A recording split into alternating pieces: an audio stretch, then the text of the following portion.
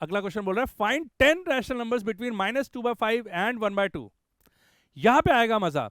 आपको याद होगा कि पॉडकास्ट में मैंने बोला था कि 5 जब डिनोमिनेटर सेम ना हो तो डिनोमिनेटर को सेम कर लो और बाकी तो बस वो ऊपर नीचे मल्टीप्लाई करो और फिर चलते जाओ छोटे से बड़े की तरफ। याद है ना? तो ये करके देख लेते हैं। यहाँ पे अब एप्लीकेशन का टाइम आ गया है, फिर से करके देखते हैं। -2/5 और 1/2 है, राइट? नाउ 5 और 2 का एलसीएम तो होता है 10, लेकिन हम ले रहे हैं 40। We have to make denominator as 40।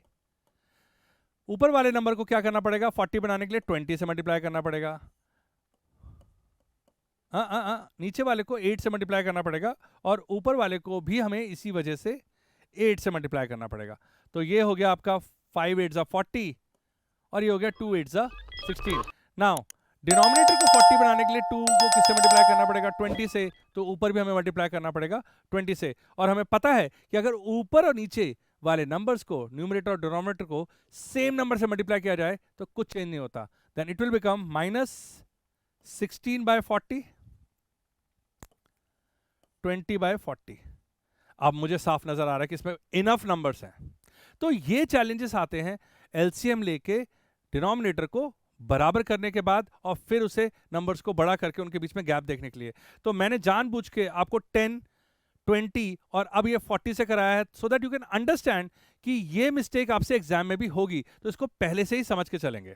Now -16/40 के बाद आएगा -15/40, -14/40, -13/40।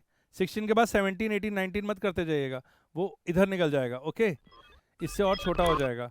-12/40, -11/40, ये हो गया आपका 1 2 3 4 5, -10/40, -9/40, -8/40, -7/40। अब तो कोई रोक ही नहीं सकता हमें। -6/40। एंड ये हो गया आपके 10 रैशनल नंबर इनके बीच में। एक बात मैंने आपको बीच में बोली थी कि माइनस में -16 के बाद -17 मत लिख दीजिएगा। वो मैं बता देता हूं मैंने क्यों बोला था। देखिए नंबर लाइन में आपका ये जो -2/5 है वो कहीं यहां पे लाई कर रहा है और ये 1/2 कहीं यहां पे लाई कर रहा है। तो -2/5 से अगर आपने -16/40 की जगह -17/40 लिख दिया तो आप इधर मूव करने लग जाएंगे, समझे?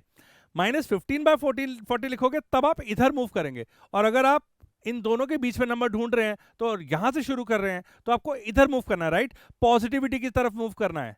पॉजिटिविटी की तरफ मूव करना है मतलब बड़ा नंबर लिखना है।